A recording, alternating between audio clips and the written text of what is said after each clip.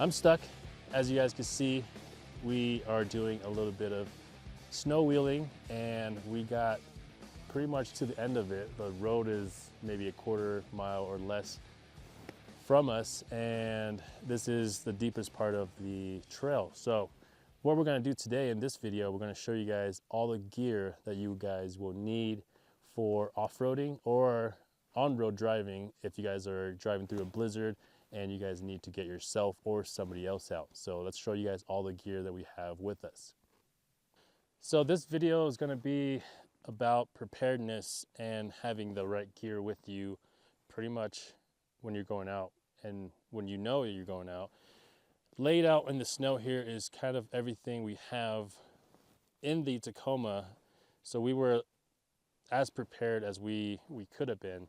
So first off, we're gonna go from left to right or top down, however, and everything. So the first things I have in my hands are a pair of good gloves. If you guys have a winch, whether you guys have synthetic rope or the steel braided rope, you guys will need something to protect your hands. If you guys don't have a winch, gloves are still handy to have. At the very top is something we have yet to use, but I always bring it with me just in case, is the Deadman Off-Road Anchor Recovery, I guess, tarp. You lay this in the snow or the sand or anything you can dig and use that as your anchor.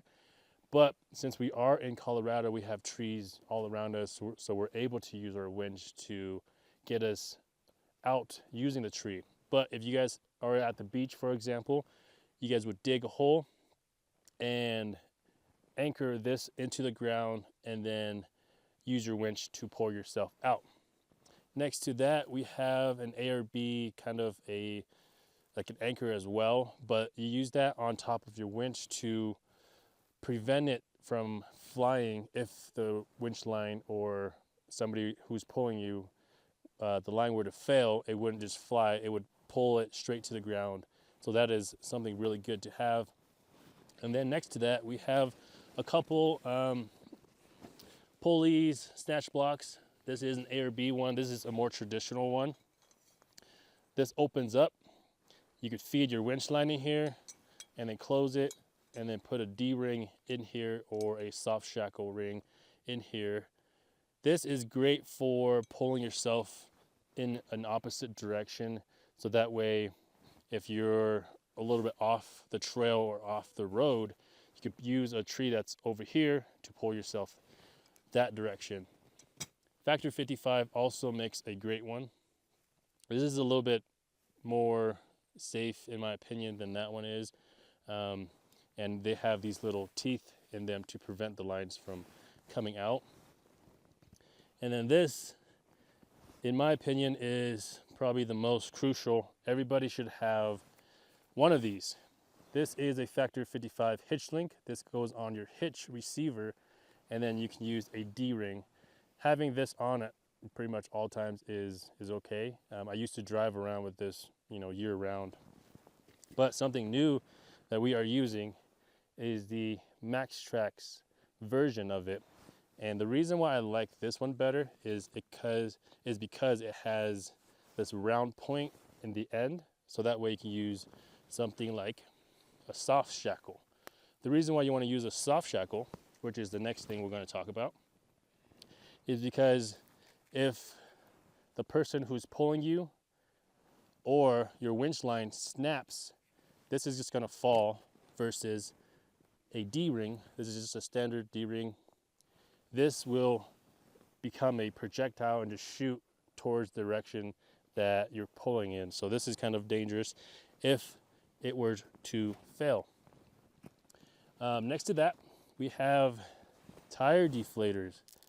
So there's multiple versions, multiple brands you can get. This is an ARB one, a standard analog. This is, I think, 60 or 70 bucks. So pretty cheap.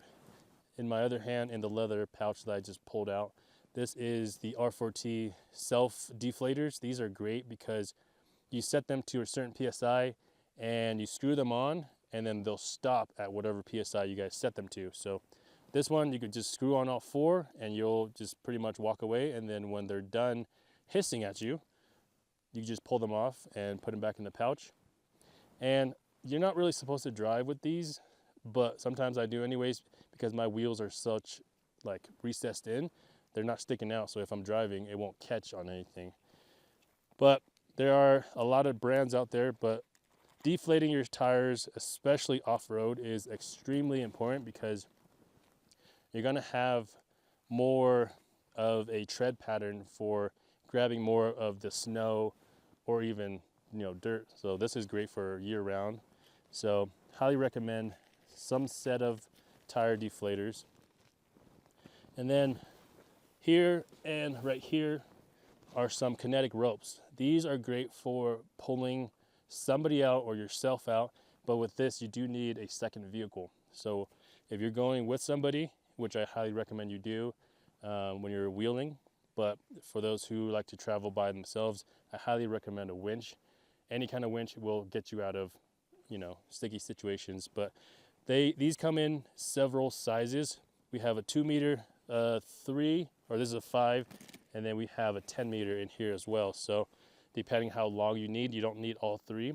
I would recommend getting the longest one just in case, if you were just to get one.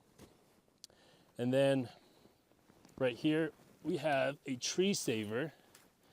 A tree saver is great to have because you will put this around a tree to prevent damage of the tree and your winch line. So wrap this around a tree, put a soft shackle or D-ring on this, and then use it with your winch and pull yourself out.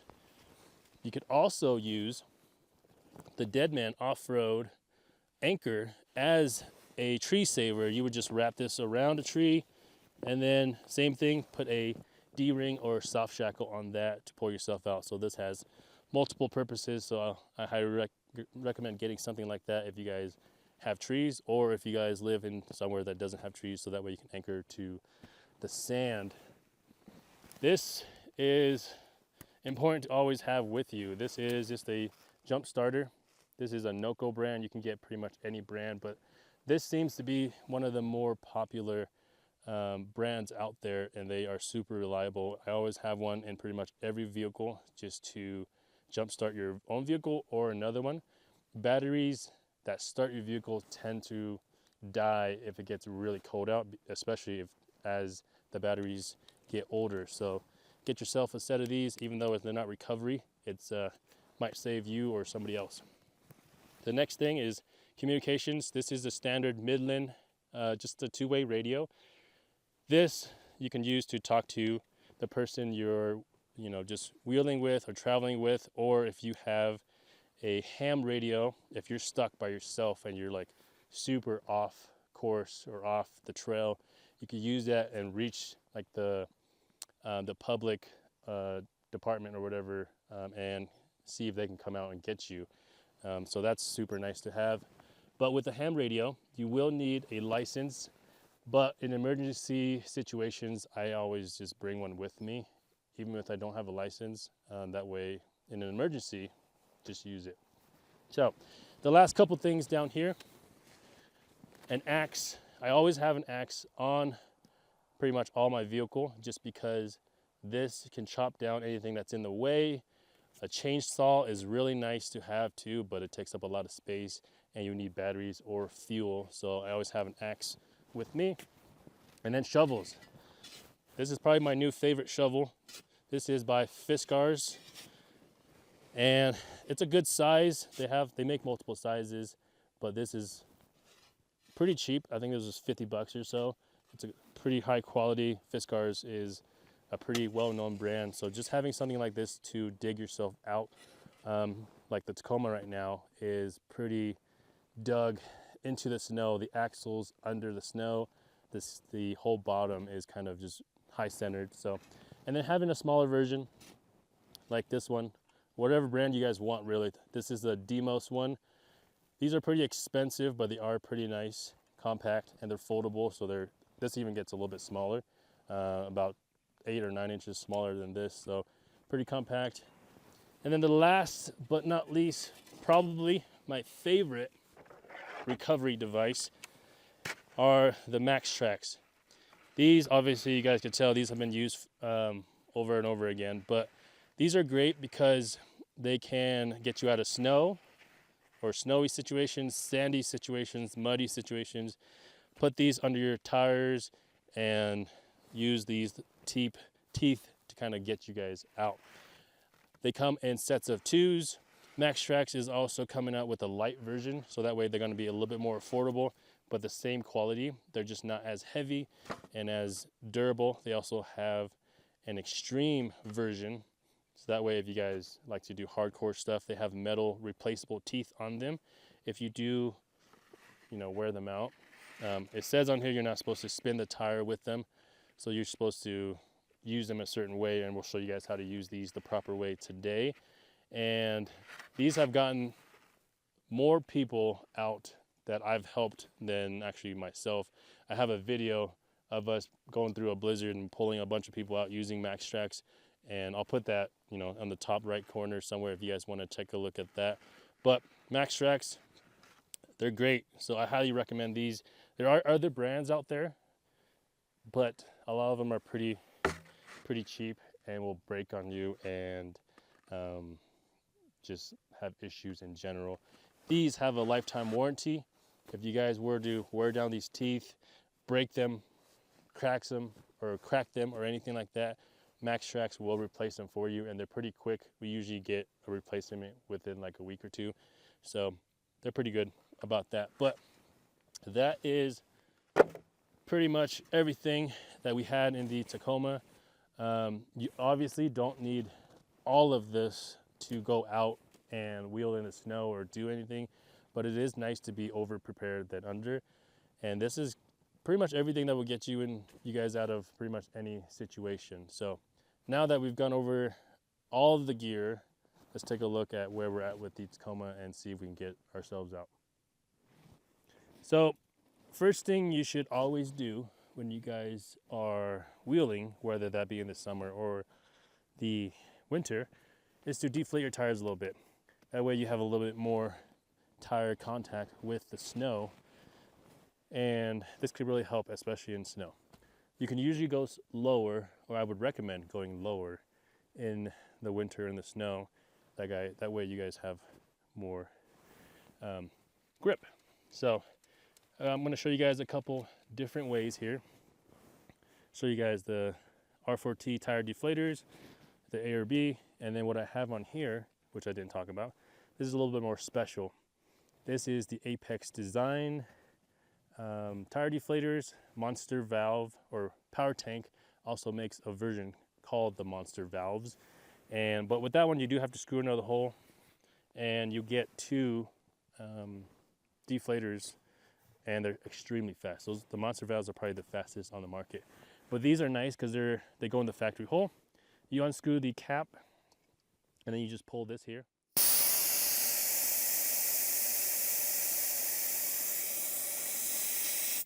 And then you just close it. And then you have a tire gauge. You could just check your pressure. But that will lead me into this one here. I'll show you guys how to use the A or B one.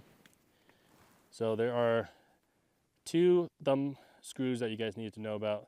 The outer one, the furthest one, the one that extends, and then the middle one. Oh, there's another one. There's 3. So there's the big one, the middle one, and then the stem. So first, use the middle to screw on to the valve stem. Once it bottoms out, use the one that extends, push it all the way in, and as you're pushing in, it'll drop into the valve stem core, and then as you're applying pressure inwards, you can unscrew it, and then you'll see the stem come out a little bit. And then once you think it's all the way out, pull it out just like that.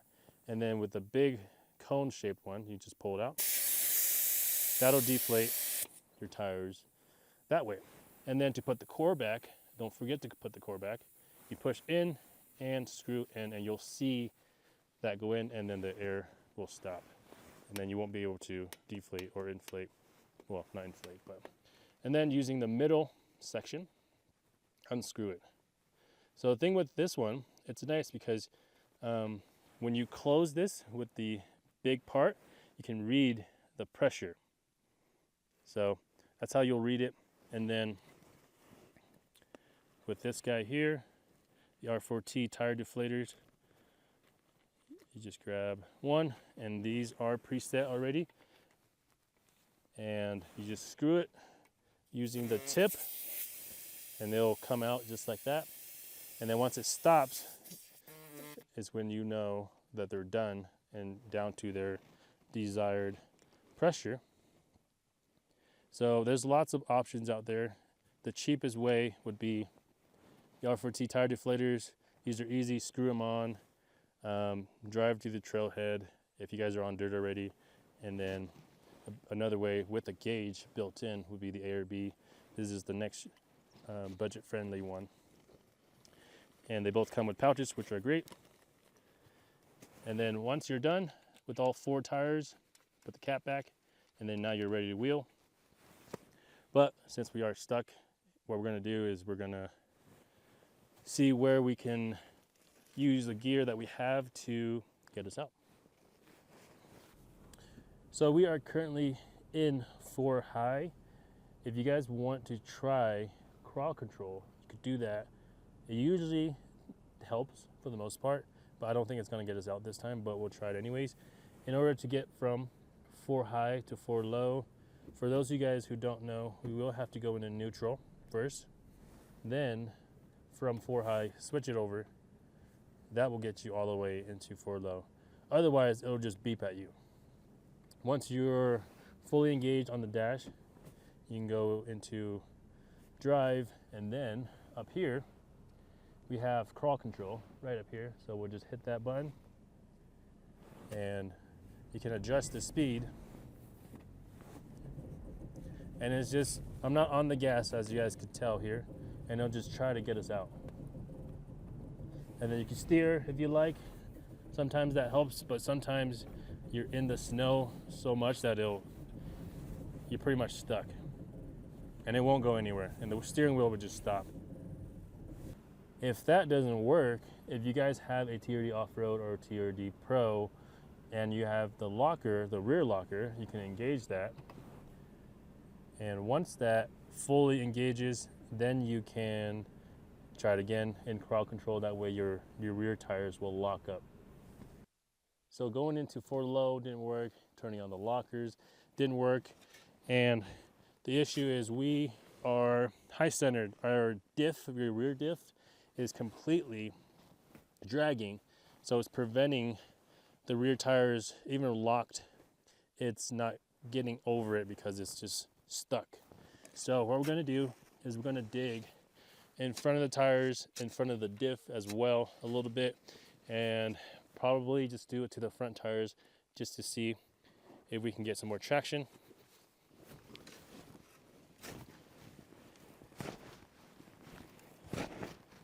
So we're gonna be using our mini shovel first. If you guys only have one, obviously use that one, but this is a little easier to shovel in and get out. And the reason we're digging in front of the tires is because you guys can see here, we're kind of in a hole. The snow is almost halfway to the wheel, and we're digging in front of it. That way, instead of having the tires try to climb up and then straight, it's going to just go straight. So we're gonna dig. Pretty much, we're just gonna try all 4 tires and do that. So this is kind of what we're wanting, just somewhere so the tire can just go straight instead of climbing up and over. And if we can clear this area a little bit more too, that way it's more of a ramp instead of like an obstruction. Now we're at the front passenger tire. You guys can see here, it's not gonna be able to get up and over. It doesn't look like we are too much high centered in the front. So that's a good sign. So now that we have the snow cleared in front of all the tires, we're gonna use some Max Tracks. This, with the help of the digging, will kind of create the perfect scenario to get out.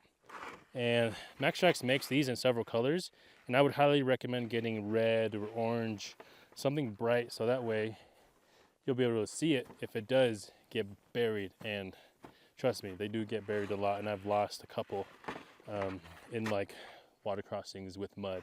So we're gonna get these. And the way you want to use these, and like I said before, you can use this as a shovel if you need to, like this. But what you'll want is to put it right in the front here, just like that. And you can see the issue we have right here is this side is so buried in compared to the other side that we don't really have a lot to go off of. But our goal is to get it wedged in there as tight as we can. And usually what I do is I kick it in there like that, and then I'll put one on the other side as well. And since our rear end is more stuck than the front, I'm putting these in the rear. And since the rear has lockers, these will always also help being in the rear. So try to get it as wedged in there as possible. I honestly probably should have dug a little bit more to get under the tire, so that way the first set of teeth can catch once we're actually in there. But we'll see if I can boot this one in a little bit. There we go. So now I'm going to actually show you guys how to properly use the max tracks.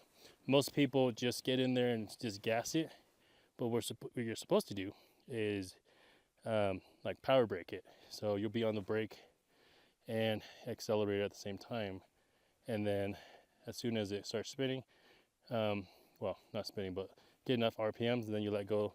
That way you can actually grab the teeth and roll. So as you guys saw there, the max tracks worked perfectly and worked the first time. It doesn't always work the first time, but we got lucky. But you guys can see how buried this gets because the tire kind of shoots it in there. And max tracks provides kind of like a leash to pull them out if you're in like muddy situations where it's like really buried and you can only see the orange leash. So I usually don't put those on, but I always have them in the truck with me. But this kind of shows you guys how deep the tire was, almost to my elbow pretty much. But that's how we got out of that one. We're gonna see if we're gonna get stuck again up here. If we do, we'll show you guys how to get out with the kinetic rope or a winch. So now what we're gonna do is we're gonna show you guys how to get out with a winch. We are using a super winch. This is a 12K synthetic rope. A 10K would be, you know, plenty for a Tacoma, but we are going to be putting a camper on this, so it's going to have a little bit more weight than the average. So we just wanted to be safe and stepped up to the 12K. We have it plugged in. It also comes with a wireless version, but it's dead. So it's cool that they give you both, so that way you can plug in and it's long enough where you can get inside and use it from the driver's seat. So we're going to show you guys how to anchor up using the gear that we have and see if we can get out of this. Should be fairly easy. And then yeah, so we're going to be using a tree saver to prevent any damage from the winch line. Since it's synthetic, if you had a steel rope, it would damage the tree. So always bring a tree saver. And we have the dead man anchor as well if you wanted to use that. But we're gonna throw this around the tree. And you wanna pick a pretty healthy live tree, big enough that's you're not just gonna pull, it's just gonna fall on your truck or just fall in general. And once you have it around, you wanna set right there. So we're gonna want to reach in here. There is a lock to get it out of, or get it into neutral. So that way it's free spins. And that way you can pull this by hand. And then on this, we have a Factor 55 flat link. You could use this with a soft shackle or a D-ring. I like to use soft shackles just in case this line does break. So this is the MaxTrax soft shackle. You don't have to get the MaxTrax brand, but they are known for their quality. So when these release, we had to get some. Cool thing with these is they have a rope protector on the middle, so that way it doesn't fray up your rope. Most companies don't provide this in the middle, so it's nice that MaxTrax does. But with this, you just slide it and then feed this in and then cinch it tight, just like that. So we're gonna feed it through the fair lead, like that. I always make sure to get the protector in that part, especially because the Factor 51.5 isn't completely smooth. And then feed the other end around the tree saver.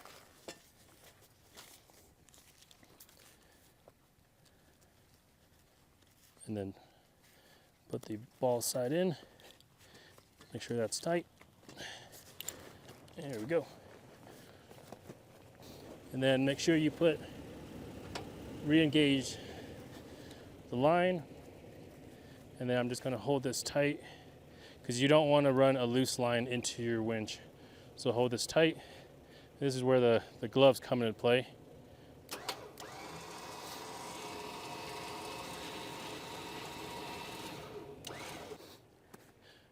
Once this is tight enough, grab the anchor. You can also use like a heavy blanket, put it on top. This is to prevent any damages, injuries, or anything like that if this line were to fail and it shoots in any direction. But if you're by yourself, you should still use it just in case you are using a D-ring, flies into your window, something like that. So we're gonna bring this into the vehicle. I'm in forward low, lockers are engaged, but as you can see here, the tires are spinning, especially because we're going uphill, so it's harder going uphill. So we're gonna pull as we gas.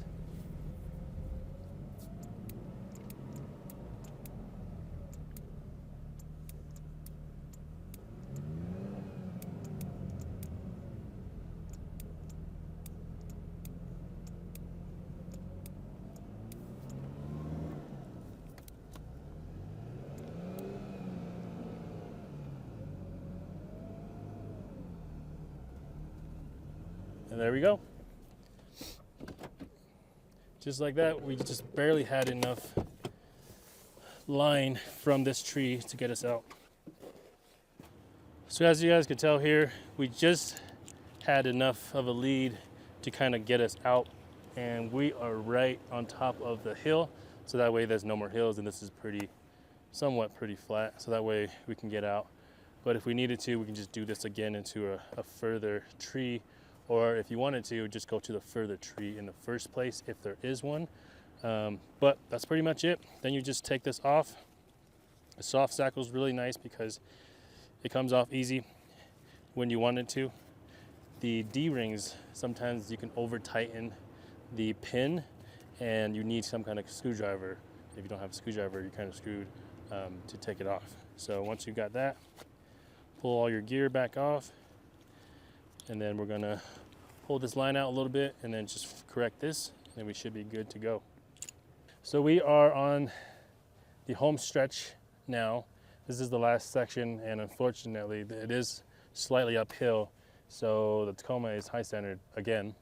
So we have a fully built 4Runner here to pull us out. So what we have, or will be using, is the MaxTrax hitch receiver. This has the round, soft side to it, so that way it doesn't damage our soft shackle. And then to secure this, just use a standard pin.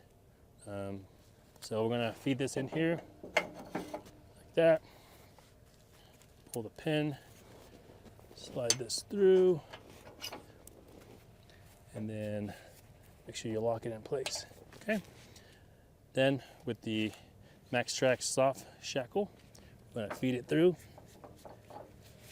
There we go. This is the 10-meter kinetic rope. If you're gonna get any size with the kinetic rope, I would recommend the 10 meter. The 5 is a little short, and the 2 and the 3 is definitely way too short, but depending on what you're using it for. So this is the 10. I'm gonna feed it right in here. Loosen the loop, put it in, make sure it's tight. Now we're gonna go and attach the side with the front bumper. Our Tacoma has a front bumper. If yours doesn't have a front bumper and it has just the factory locations or tow points and recovery point, it's gonna be down here. I would recommend putting a D-ring on that factory location instead of a soft shackle, just because that edge is sharp and it will cut your soft shackle. But if you have an aftermarket bumper like this and the corners aren't sharp, you can use a soft shackle, but this time we're going to show you guys with a D-ring. So with a D-ring, you just twist it, and like I said before, if you twist this too tight, it will be too hard to get off, especially with how much surface area there is to turn it. So you might have to bring like a small screwdriver along or something. So with this, we're going to feed it through here, and then we're going to thread it on. And what I like to do, I go all the way tight.